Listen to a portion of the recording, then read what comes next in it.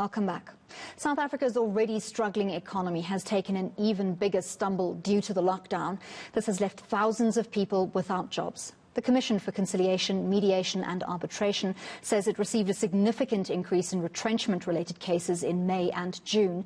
Most of the retrenchments are said to be large-scale. To speak more on this, Marius Kotze, CCMA National Senior Commissioner, joins me now on Skype from Johannesburg. Thank you very much, Marius, for your time. So when we spoke to the CCMA in June, there were already serious backlogs in terms of dealing with retrenchment cases. Have you managed to make some headway in clearing that backlog, or has your caseload escalated even more? Yeah, Annelie, I think firstly we need to clarify with regards to backlog. I'm not sure who you had the previous interview with.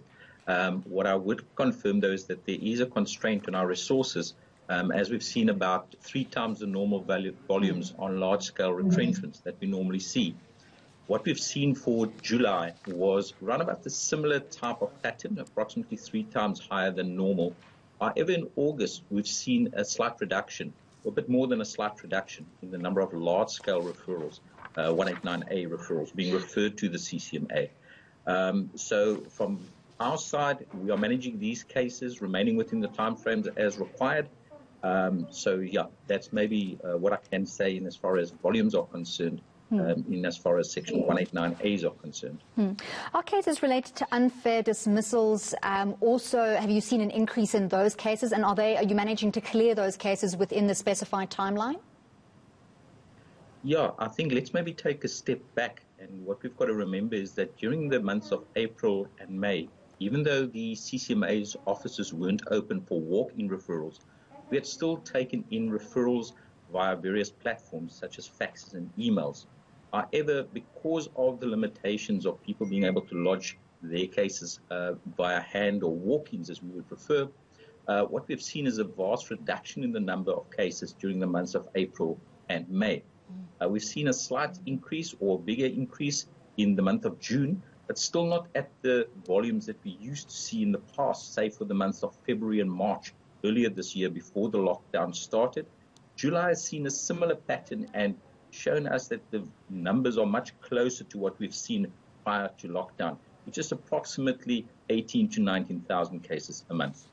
So, Marius, the CCMA doesn't actually deal with hearing cases of mass retrenchment or large-scale retrenchments. You refer those to the Labour Court, which takes them approximately between 2 and 3 years before those cases are heard. And in many instances, for people referring their cases or having to have their cases heard by the Labour Court, that's a lot more expensive. What recourse do employees have who've been retrenched as part of large-scale retrenchments? Yeah, I think firstly to maybe just the role of the CCMA with regards to large-scale retrenchments. As a general rule, if there's a large-scale retrenchment and either the union or the employer has referred such to the CCMA, we assist the parties through a facilitation process. And last year, we were able to, in approximately 40% of those potentially being affected, assist the parties to save those jobs. Thus far this year, we had seen a saving of approximately 30% of the jobs that potentially could be affected through the facilitations. Also, those matters being referred to the Labour Court would only be where the employee is challenging the dismissal. Therefore, the employee says, well, either due to procedure or substance, they believe that there's an unfairness in that dismissal. They would then approach the Labour Court for such. In the smaller retrenchments, therefore, for those where there's only one employee retrenched or a situation where an employer employs less than 10 employees and there is retrenchments, those matters can actually be arbitrated by the CCMA. So there has been a move in the legislation over the last 2 or 3 years to make things a bit easier for those being retrenched if you in the smaller industries, if I can use that term very loosely. Have you seen greater compliance on the part of companies with correct procedure during this time when we've seen so many retrenchments? Well, it would be very difficult to I nearly want to say, have a rule of thumb to say, yes, there's been better or worse compliance. We can purely, at this stage, I've got statistics to say the number of cases that is coming through our system. Those seems to be a bit higher, which may be an indication that employees are less acceptable to the outcomes of their processes, but that might also be an indication of the times that we're in, where it's far more difficult for employees to find other alternatives. Therefore, they would much rather challenge the retrenchment that they face than accept it. So at this stage, it will be difficult for me to answer that specific question.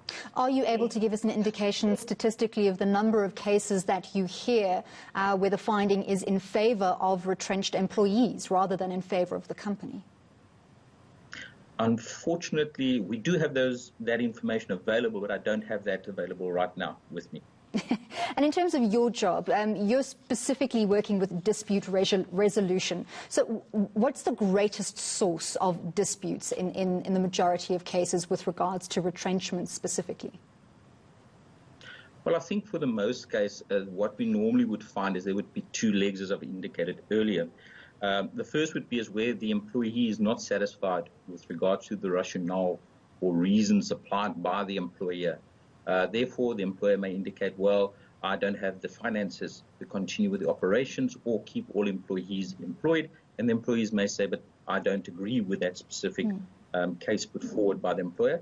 And then the other side, but to a lesser degree, I would say, we still find those with procedural defects, where the employee says, but listen, the first I found out about my retrenchment is when I got a letter to say that my services are no longer required. But if you had to ask me which one would be the one that normally gets challenged, 9 times out of 10 it would relate to the substance, where there's a dispute between the parties on that aspect.